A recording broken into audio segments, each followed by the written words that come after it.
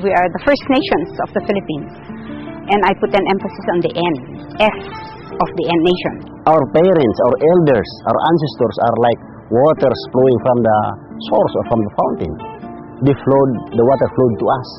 We are like pools na kailangan mag-flow sa next pool to make the culture continuously lead to the present and the future. Very fast yung adoption dun sa kasalukuyang pamumuhay na, mabilis na pamumuhay. May mga communities na namumuhay pa rin yung sa dati. Yung pagsasabuhay ng kultura, yung pangalaga ng kalikasan, ito po yung isa sa mga bagay na talaga isang parang medyo mahalaga or pinalagaan ng mga katutubo talagang totoo. Tingin nila yung katutubo, yung nasa bundok lang din.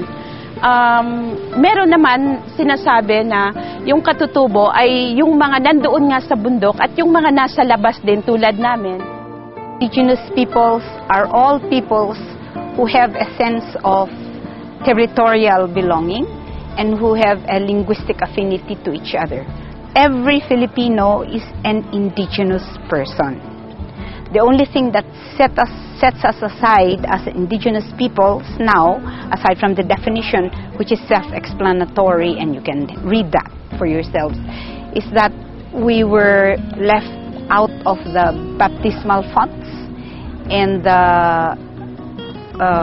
body politic of the majority of Filipinos who are lowland and became part of what is now known as the Philippine nation. Iba siya sa ibang tao talaga. Pag sinabi mo talandig, may talagang identity siya na wala talaga sa ibang tao. At saka itong identity ay napakahalaga kasi itong dahilan kung bakit kailangan kilalanin siya. Bakit yan ang respeto siya? Kasi meron siyang sariling value systems at may kahalagahan din yung kultura na nag-identity. Yun ang buhay niya. Kaya yung pag sinasabi mo, iba ba talaga kayo? Sabihin ko, iba talaga kami. Kaya kailangan kami ng recognition, respect. We need protection and promotion and empowerment. Otherwise, if we don't have that difference, bakit kailangan pa namin i-recognize as different people? Bakit hindi maghalo-halo na tayo as one people? Talagay, ang mga katutubo dito sa amin, yung mga katutubo na, yung bang hanggang sa ngayon, yung kanilang kultura, sarili pa nila. Ginagamit pa yung kanilang mga salita at saka nandoon pa talaga sila sa kanilang mga lugar, mga komunidad na mga dati pang lupain nila. Yun ang aming interpretasyon sa katutubo. Very fast yung adoption dun sa kasalukuyang pamumuhay na, mabilis na pamumuhay. May mga communities na namumuhay pa rin yung sa dati na old cultural practices, traditions, rituals. So this part of their lives defines them and make their identity as indigenous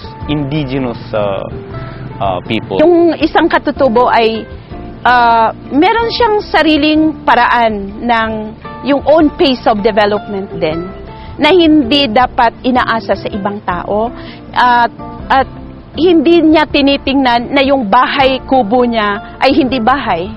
Kasi iba yun sa paningin ng iba na parang, kawawa itong katutubo kasi kumakain ng kamote, kumakain ng saging, or dahil itong bahay niya ay ganito. Sa akin hindi yun kawalan, hindi yun pagiging impoverished, kasi yun yung buhay namin.